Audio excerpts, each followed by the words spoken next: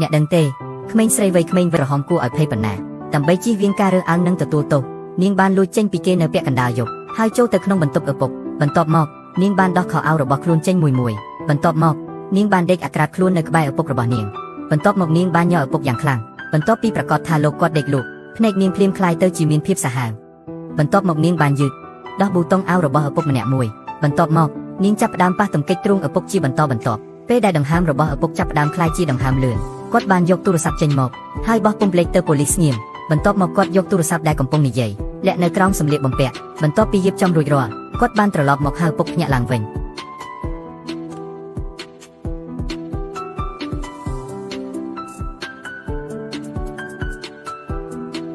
ញខ្ញុំភ័យខ្លាំងណាស់ឪពុកដែលមានមុខស្រួលច្របល់បានអង្គុយឡើងភ្លាមហើយសួរថាគាត់កំពុងនិយាយអ្វីគ្នាបញ្ជូនម្ដងទៀតប្រសើរជាងនរណាឲ្យអ្នកដកវិញបញ្ជូនម្ដងទៀតឲ្យខ្ញុំប្រើបញ្ជូនម្ដងទៀត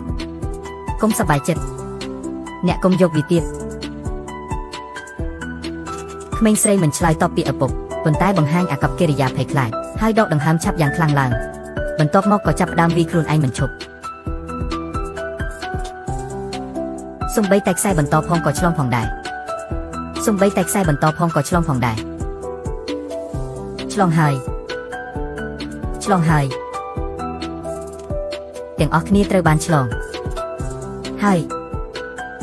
ឪពុកដែលវីដៃកូនស្រីរយៈពេលយូរនេះនៅពេលនេះមិនទាន់ដឹងពីភាពធ្ងន់ធ្ងរនៃបញ្ហានេះទេគាត់កាន់តែមិនដឹងថានៅពេលនេះទូរស័ព្ទរបស់កូនស្រីក៏កំពុងភ្ជាប់ទៅកាន់លេខបន្ទាន់ផងដែរឈ្មោះក្មេងស្រីនោះគឺដូស៊ីនាងគួរតែជាវ័យដែលត្រូវបានឪពុកម្ដាយស្រឡាញ់ប៉ុន្តែប្រចាំថ្ងៃត្រូវរងការរើសអើងនិងវាយប្រហារពីឪពុកស្រវឹងសូម្បីតែយាយក៏ជាញឹកញាប់ប្រាកដជាគោលដៅបំបត្តិកំហឹងផងដោយសារតែឪពុកនិងយាយមានគំនិតអភិជនភាពស្ត្រីតិចបរោះច្រើនដូច្នេះចាប់តាំងពីថ្ងៃកំណើតគាត់ត្រូវបានម្ដាយបោះបង់ចោលបន្ទាប់ពីគ្មានការការពារពីម្ដាយទៀតផ្ទះនេះសម្រាប់គាត់គឺដូចជាមហាសេដ្ឋីមួយបែបណាស់អំពើហិង្សាគ្រួសារយូរបានធ្វើឲ្យសភាពនៃអត្តចរិតរបស់ដូស៊ីកាន់តែស្ងប់ស្ងាត់មនុស្សក្នុងភូមិផងដែរក៏ចាប់ផ្ដើមមើលគាត់ដូចជាមនុស្សចម្លែកសូម្បីតែក្រុមមិត្តរួមថ្នាក់ក៏ដូចគ្នាយកគាត់ធ្វើជាគោលដៅសម្រាប់បង្ខូចរហូតស្ត្រីម្នាក់បានបង្ហាញខ្លួនទើបវាបានផ្លាស់ប្ដូរទាំងអស់យ៉ាងពេញលេញគាត់គឺជាឧត្តមសេនីយ៍នៃស្ថានីយ៍ប៉ូលីសថ្មីនៅទីក្រុងតូចឈ្មោះស៊ូចិនបណ្ដេញអ្នករំលោភនៅសាលាប្រាប់ដូស៊ីបើមានរឿងបែបនេះកើតឡើងម្ដងទៀតអាចទៅស្ថានីយ៍ប៉ូលីសរកគាត់បានយប់នោះឯងដូស៊ីត្រូវបានឪពុកវីធ្ងន់ម្ដងទៀតហើយសំឡេងស្រែករបស់ដូស៊ីត្រូវបានស៊ូចិនដែលកំពុងល្បាតទៅចេញគាត់បានរើសហើយគាត់ភ្លាមចូលមករុញឪពុករបស់គាត់ហើយជួយដោះស្រាយដូស៊ីហើយចាប់រងហេទៅស្ថានីយ៍ប៉ូលីសដោយបទល្មើសទារុណកម្មកុមារមិនគិតថាមនុស្សនេះមិនត្រឹមតែអត់ភ័យទេតែនៅស្ថានីយ៍ប៉ូលីសវិញគាត់គេងស្រួលមួយយប់ទាំងមូលពេលភ្ញាក់ការបង្ហាញអាកប្បកិរិយាគាត់កាន់តែអួតហើយកាន់តែធ្វើអាក្រក់ដឹងហើយដោយសារគាត់បានបើកហាងសមុទ្រមួយនៅក្នុងទីរួមស្រុកនោះហើយគាត់ក៏កាន់កាប់សេដ្ឋកិច្ចទាំងមូលនៃទីរួមស្រុកនេះផងដែរប៉ូលីសនៅស្ថានីយ៍ប៉ូលីសក៏ទទួលផលប្រយោជន៍ពីគាត់ជាញឹកញាប់ដែរដូច្នេះករណីបំពានលើកុមារនោះពួកគេក៏ធ្វើជាមិនឃើញដូចគ្នាទោះបីជាលើកនេះត្រូវស៊ូចិនចាប់បានក៏ដោយតែតាមច្បាប់គេអាចផ្ដល់តែការព្រមានមាត់ប៉ុណ្ណោះប្រហែលសម្រាប់ស៊ូចិនវាគ្រាន់តែជាកាត់ប្រកិច្ចប៉ុណ្ណោះប៉ុន្តែសម្រាប់ដូស៊ីវិញវាជាលើកដំបូងដែលគេមានអារម្មណ៍ថាត្រូវបានមនុស្សម្នាក់ថែរក្សាដូច្នេះរៀងរាល់ថ្ងៃក្រោយចប់សាលាគេតែងតែដើរតាមស៊ូចិនពីចម្ងាយព្រោះស៊ូចិនបានផ្ដល់អារម្មណ៍សុវត្ថិភាពដែលគាត់មិនធ្លាប់មានពីមុនមកដោយគ្មានជំរឿនស៊ូចិនត្រូវនាំគាត់មកផ្ទះវិញនាងបានធ្វើម្ហូបឆ្ងាញ់ឲ្យដូស៊ីបរិភោគផ្ទាល់ខ្លួនហើយបង្រៀនថាប្រសិនជាឆ្លងកាត់អំពើហិង្សាគ្រួសារត្រូវប្រាប់ចេញមកឲ្យបានច្បាស់ការយកចិត្តទុកដាក់របស់ស៊ូចិនបានធ្វើឲ្យដូស៊ីដោះសោចិត្តរបស់គាត់ទាំងស្រុងតែមួយវាធ្វើឲ្យគាត់មានអារម្មណ៍ថាមាននរណាម្នាក់ស្រឡាញ់គាត់ប៉ុន្តែនៅលើផ្លូវដែលស៊ូចិននាំដូស៊ីទៅផ្ទះវិញពួកគេបានជួបជាមួយយាយយ៉ាវយីងសុខសប្បាយរបស់យ៉ាងដូចម្ដេចមកដល់នេះដើរលើជើងខ្ញុំបន្តិចអុយម៉ាក់ខ្ញុំស្រឡាញ់អ្នកណាស់រូបរាងដ៏សាហាវរបស់យាយធ្វើឲ្យដូស៊ីភ័យរត់បាត់ទ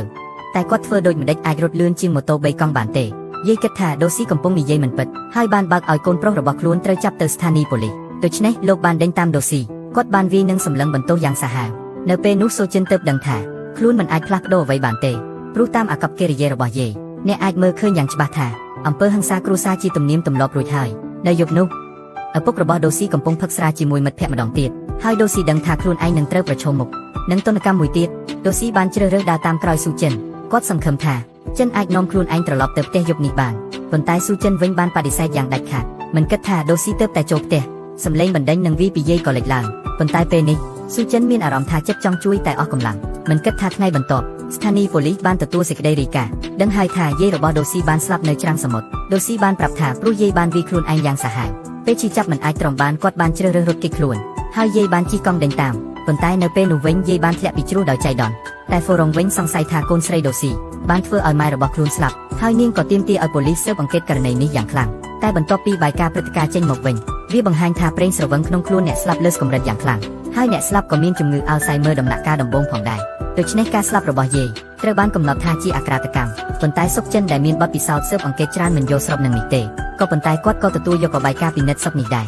ល្ងាចនោះភ្លៀងធ្លាក់ខ្លាំងៗនៅខាងក្រៅបង្អួចដូស៊ីដែលសពថ្ងៃស្រាប់តែជ្រាបទឹកទាំងខ្លួនបានមកគោះទ្វារបន្ទប់របស់ស៊ូចិនដឹងហើយថាឪពុកបានបង្ហោះទុកព្រួយពីការស្លាប់របស់យាយទៅលើដូស៊ីទាំងស្រុងស្នាមរបួសដ៏គួរឲ្យភ្ញាក់ផ្អើលនោះធ្វើឲ្យស៊ូចិនមិនអាចនឹងមើលរំលងបានទេដូច្នេះក្នុងពេលបន្ទាប់ស៊ូចិនបានអនុញ្ញាតឲ្យដូស៊ីស្នាក់នៅផ្ទះរបស់នាងហើយនាងក៏នាំគាត់ទៅផ្សារទិញខោអាវថ្មីផងដែរក្នុងពេលដូចគ្នាស៊ូចិនទិញទូរស័ព្ទដូស៊ីផងហើយរាល់ពេលញ៉ាំនាងតែងតែធ្វើម្ហូបឆ្ងាញ់ឲ្យគាត់ផ្ទាល់ក្រោមការរួមនៅជាមួយស៊ូចិនដូស៊ីក៏ចាប់ផ្ដើមក្លាយជាមនុស្សរីករាយឡើងវិញផងដែរមិនយូរទៅដោយសារស្ត្រីម្នាក់មកដល់ហើយវាបានបំផ្លាញអ្វីទាំងអស់ដឹងហើយថាស្ត្រីនោះគឺជាគូស្នេហ៍ចាស់របស់សុកចិនហើយហេតុអ្វីបានជាសុកចិនត្រូវបានផ្ទេរមកក្រុងតូចនេះសុទ្ធតែមានមូលហេតុពីជីវិតផ្ទាល់ខ្លួនរបស់នាងស្ត្រីនោះបានប្រាប់សុកចិនថានាងនឹងចេញទៅបរទេសឆាប់នេះសង្ឃឹមថាសុកចិនអាចទៅជាមួយនាងផងតែសុកចិនដែលចង់មានជីវិតធម្មត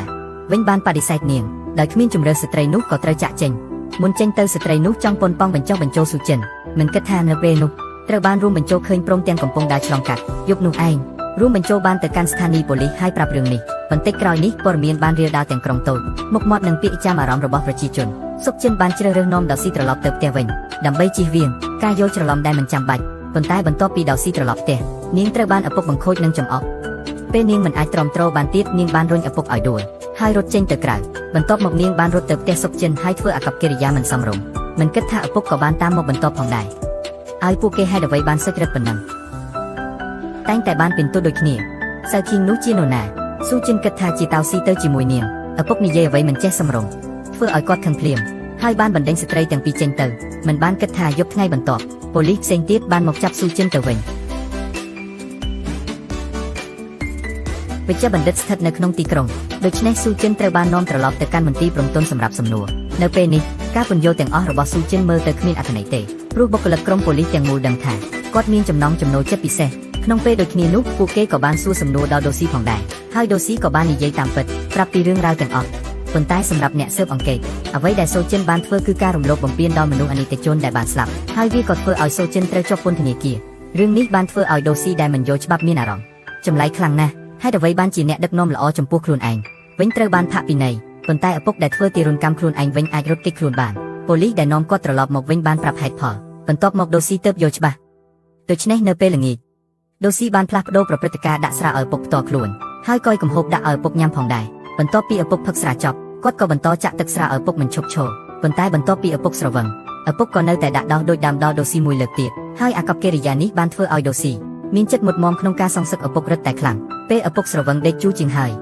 គាត់ក៏ដោះខោអាវរបស់ខ្លួនហើយទៅដេកក្បែរឪពុកបន្ទាប់មកនាងបានដោះប៊ូតុងអាវរបស់ឪពុកហើយចាប់ផ្ដើមប៉ះពាល់ឪពុករហូតដល់ដង្ហើមឪពុកចាប់ផ្ដើមលឿនឡើងដូស៊ីបានយកទូរស័ព្ទចេញមកវិញហើយបញ្ចូលលេខប៉ូលីសសម្ងាត់បន្ទាប់មកនាងបានបម្រើពុកដែលកំពុងដេកឲ្យភ្ញាក់ឡើងជាដំណឹងហើយណែនាំឪពុកនិយាយពាក្យស្អប់ស្អំពាក្យសម្ដីដែលស្ដីបន្ទោសខ្លួនឯងចំណែកគាត់វិញគាត់បន្តនិយាយពាក្យសុំអភ័យទោសជាបន្តបន្ទាប់ហើយនៅពេលដែលគាត់បង្អួតស្រែកយ៉ាងគាត់ក៏វីដេយ៉ាងខ្លាំងផងដែរឪពុកដែលមិនយល់អ្វីកើតឡើងវិញស្រែកបន្ទោសហើយបញ្ជាឲ្យគាត់ស្ងាត់នៅពេលដែលប៉ូលីសរុញទ្វារចូលមកពួកគេបានឃើញអ្វីទាំងអស់ដែលដូស៊ីបានរៀបចំឪពុកដែលស្រវឹងរហូតឥឡូវនេះក៏មិនទាន់យល់ថាកើតអ្វីឡើយរហូតដល់ពេលប៉ូលីសនាំពួកគេទៅឪពុកបានឃើញមុខរីករាយរបស់ដូស៊ីពេលនោះគាត់ទើបយល់ច្បាស់ថាត្រូវកូនស្រីបោកហើយពេលត្រឡប់ទៅស្ថានីយ៍ប៉ូលីសម្ដងទៀតដូស៊ីបានស្ម័គ្រចិត្តបដិសេធសក្ខីកម្មមុនរបស់ខ្លួនគាត់បញ្ជាក់ថាអ្វីដែលបាននិយាយមុននេះគឺដោយឪពុកបង្ខំឲ្យនិយាយបើគាត់មិននិយាយទៅតាមអ្វីដែលឪពុកប្រាប់ឲ្យប្រាប់ប៉ូលីសនោះទេគាត់នឹងត្រូវឪពុកវីធ្ងន់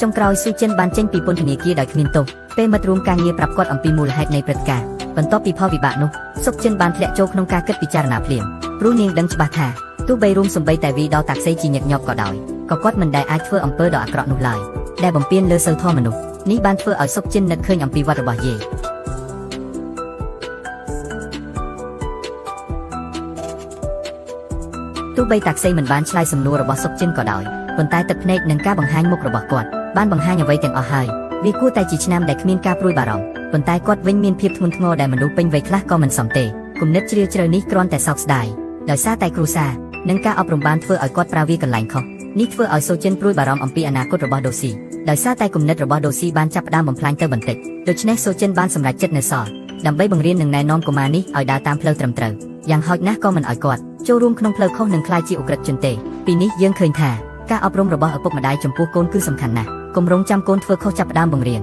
ខ្ញុំទើបចាប់ផ្ដើមសោកស្ដាយព្រោះពេលនោះវាហើយហួសពេលទៅ